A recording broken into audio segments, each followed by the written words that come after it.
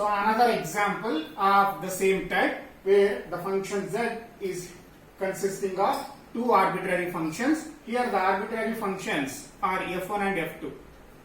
So the two functions are there and the procedure is same.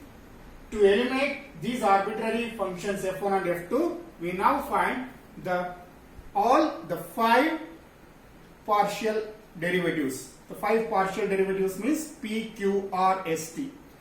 But before going to find these partial derivatives, look at the equation z. Here, normally we take x and y as independent variables, but here the independent variables are x and t.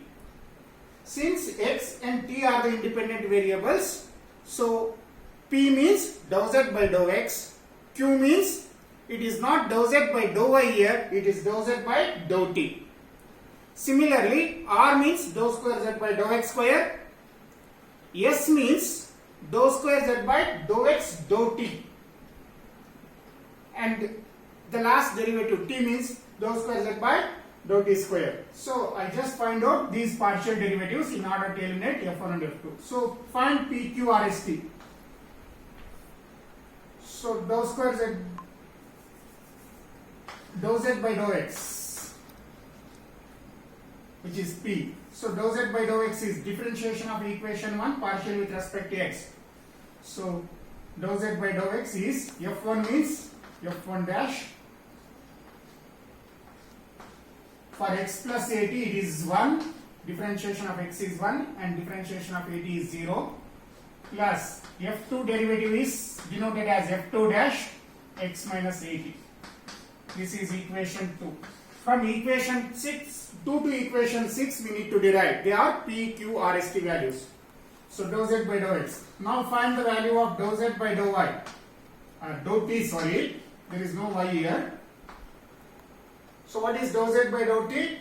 f1 derivative is f1 dash of x plus at, and differentiation of x plus at with respect to t is a. At derivative is a. So we have a f1 dash of x plus at. Similarly, f2 of x minus at differentiation is f2 dash of x minus at into minus a, because derivative of minus at is minus a. So for that reason I write it as minus a here, which is differentiation of x minus at. Minus a f2 dash of x minus at. This is dou z by dou t. Now finding the second order derivative, dou square z by dou x square. Dou square z by dou x square can be obtained by differentiating dou z by dou x again with respect to x. For f1 dash, f1 double dash, f2 dash means f2 double dash of x minus 8. This is very simple. Then finding the value of dou square z by dou x dou t. So differentiation of dou z by dou t with respect to x. Dou z by dou t is given by equation 3. So differentiate this equation 3 with respect to x. So what is differentiation of this with respect to x is a is constant. For f1 dash, derivative is f1 double dash of x plus at. For x plus at it is 1, minus we have a again which is constant. f2 dash differentiation is f2 double dash f of x minus at. Again for x minus at derivative is 1.